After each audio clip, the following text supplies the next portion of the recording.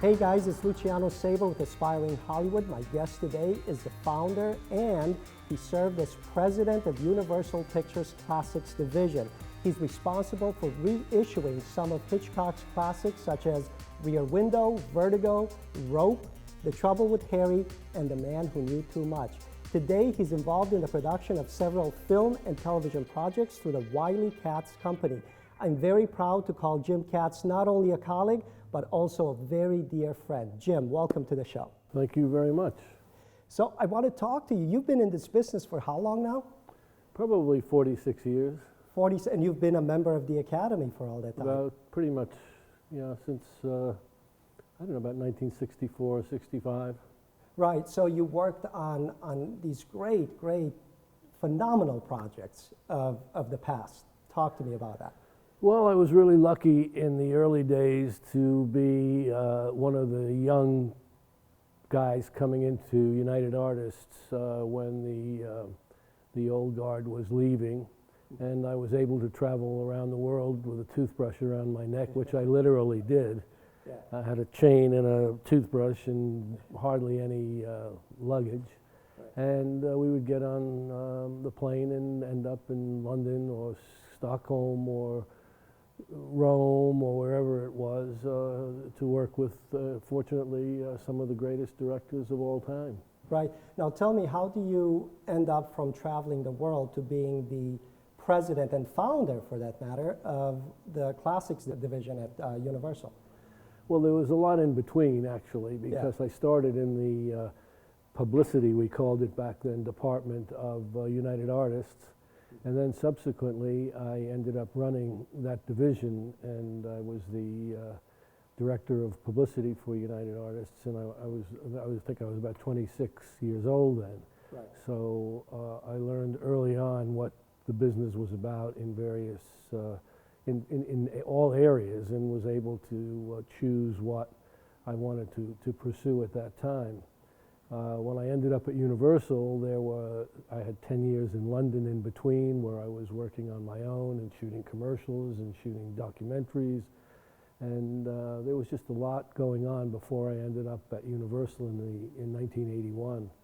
Right, now starting in marketing, and this, that's the perfect segue into the next question that I have for you, because a lot of independent producers don't think about the exit strategy, right? They get the investor, they get the script, they get the actors and so forth, and they produce their film, but then what? Now you, starting in marketing, that gave you a great understanding of what it takes to get a picture not only made, but also distributed and sold, right? Well, I was fortunate because United Artists at the time was a distribution and a financing company, and they left all of the creative aspects of the project to the directors and producers. But that's not the case anymore, nor was it the case before, especially under the studio systems, where people like Samuel Goldwyn and various producers like Selznick or some of the big studio heads, Louis Mayer, were all dictators virtually.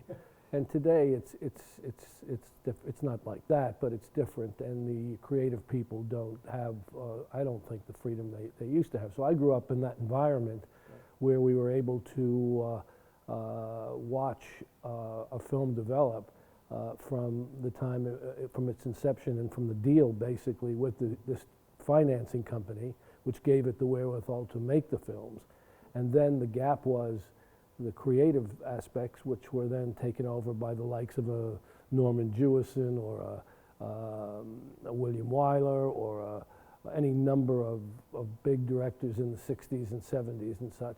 And then we would take over the marketing of the film as the distributor, which then, got it into the theaters. But by that time, we had gathered all our material during production and knew how to disseminate that into the various outlets around the country and around the world. But it was a totally different landscape than it is now. You made a statement when we were talking off camera, which I love.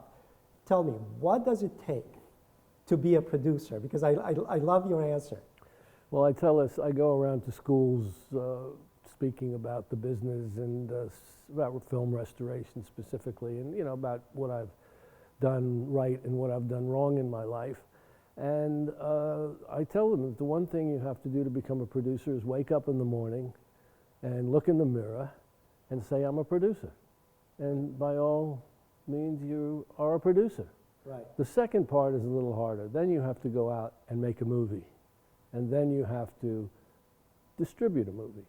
And there are three, you have to sell it to so many people along the way that that's really what the difficulty really is. Yeah, and that's the problem. As a matter of fact, I received an email a few weeks back from a viewer asking, what does it take to approach somebody at a production company or a studio or even the mini majors?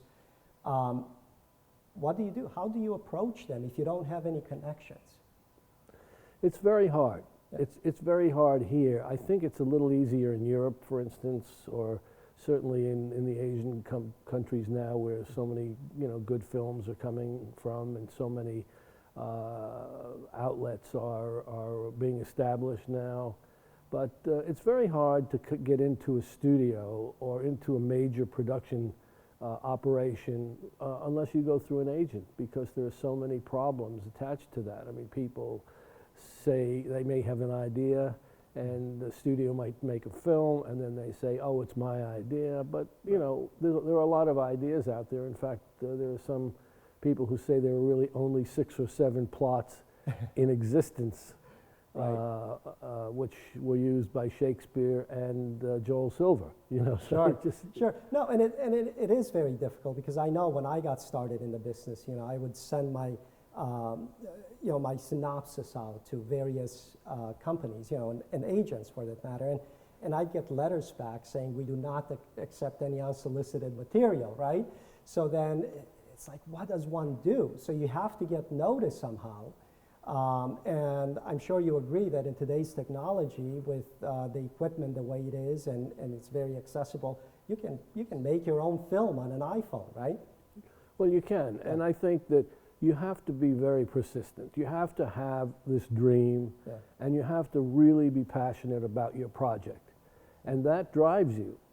And as you know, I've just I am working with a director who's Polish, who lived in Sweden, who I met, through various contacts and connections that I've had. And we've worked her project to a first, second draft screenplay now. Right. But you just have to meet people, get out there and mix and meet people under different circumstances where they get to know you, and maybe they can put you onto the agent, maybe they can put you onto a lawyer or somebody who will at least protect the recipient of your material.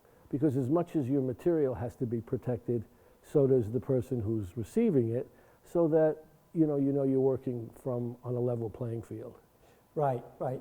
No, I totally agree, and everybody's so lawsuit happy these days. It's unfortunate, because it does interfere with creativity and the other things that go along with filmmaking. And don't get me wrong, there are ideas that are stolen. Yeah. I mean, it's not there are ideas that people have that maybe are unique. But and you have to be aware of that, and you have to. There are various ways of copywriting your screenplay through the Writers Guild and through the various guilds where you can do that. But you also have to realize that there are a lot of ideas out there before yours, right? And you have to put it in perspective. I mean, there are people who are copying, for instance, directors who are stealing scenes out of Hitchcock films, but they're not really, they're adapting them, or they're loose, But everybody says that at a certain point, it's not really stealing; it's an homage to whoever it is. So however you put it, you basically are in an area that's very gray. Right. Now you worked obviously on all the classics through Universal Classics, and now you're serving as a producer, executive producer, president of the Wyle Katz Company. Well, I work with Noah Wyle, who's my partner, and we try and develop unusual projects. We're not trying to compete with the studios, but we're trying to do reasonably budgeted films using new technology. But there's also a lot of new ways to distribute films now. The appetite out there is amazingly vast. I mean, they chew up product like crazy. So you can go, the internet route, you can go the theatrical route, there are many, many ways of getting your work shown. You can go television. Right. Like, the argument now is it better to get a show or a movie on HBO, or is it better to take a chance on going into the theaters and getting shot down after 2 days in the theaters? So, there's a lot of questions. What is your opinion about distribution today versus 10, 15, 20 years ago? Distribution has changed tremendously over the years. When I first started in the business, there were theater chains and specialty theaters which played specialty product, like played Ingmar Bergman films, Antonioni films, De Broca films, and they were theaters that served those, and then the major chains would service all the films every week that would come out, and then subsequently the big Easter picture and Christmas picture in 70 millimeter, and that was pretty much the pattern. Then, as the Cineplexes developed, the Cineplexes were, had 15 and 16 theaters, and they could play a lot of films, and they would also designate a few of those theaters for specialty product. Right. Eventually, all of these small theaters, these art houses around the company, started to disappear in the 80s. And it created a real problem for specialty products. So that affected the distribution, that affected even the production, distribution, and the exploitation of the films. We have the internet, which is another medium, right? That's becoming more popular. There's lots of films that are able to distribute on the internet, but there's also a difference in the cost of films, and because of technology, you don't need the low-budget film in the 80s and 90s was a $2 million, $3 million film. You could never make a film for $1 million or $1.5 million. Right. Today you can make a film, as you well know, for hundreds of thousands of dollars. Exactly. And I know that you are very good at doing that, and I have friends around the country who make films for $300,000-$400,000, make money on them, get visibility for them, and I know one that even won Sundance a few years ago. Right, right. So, well, I do it out of necessity. Well, but it's a new part of this business. And as the technology is refined, it's going and the outlets are chewing up product here as well. There's never going to be enough product for the amount of outlets. Right. But basically, if you're making a film today, you have to be passionate about the subject. You have to be so passionate about that you'll find a way to do it. Maybe you can break into a studio through an agent or a manager or a lawyer, or maybe you have to make the film first from scratch. Take your chances on it. Yeah, with a loaded credit card or whatever you have to do. And I've seen good films in all these areas. Yeah.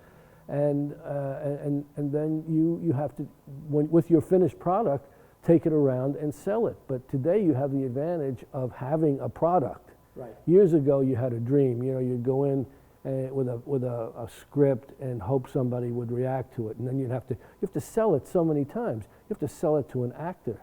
You have to sell it to to financing people. You have to sell it to a studio or a distributor. Then the distributor has to sell it to the exhibitor, right. And the exhibitor has to sell it to the public. Right. So that has to go through 5 entities, incarnations, before it becomes a viable product. Right. So and this is a very weird business. It is. It's certainly different than it was 20 years ago. But let me ask you this: what advice would you have for a screenwriter, director, a young producer that wants to break into the business? Obviously, right now, you just have to have passion. I think if you have passion and can scratch up the money or have a great idea and do what they call a sizzle. I didn't know this for a while, but it's very effective. You do a little sizzle reel of, maybe segments of what you want to do, and take it around and show it to people. Show it to, Everybody has two businesses, by the way. They have their own business and the movie business. Everybody wants to get into the movie business, and for all sometimes the right reasons and sometimes the wrong reasons.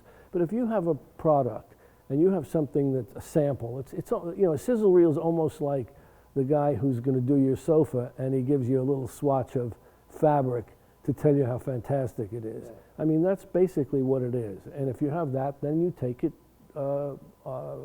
move it on from there, and eventually it's going to take on a life of its own. But if you don't have the passion for the project, and you don't have the passion for the industry, and the stick-to-itiveness and the ability to accept rejection, you should probably go to law school. Well, that's very good advice. Thank you so much for joining us today, Jim. And thank you guys for watching. And please check us out on YouTube, on aspiringhollywood.com, and also on Facebook. Until next time, I'm Luciano Saber. Thanks again.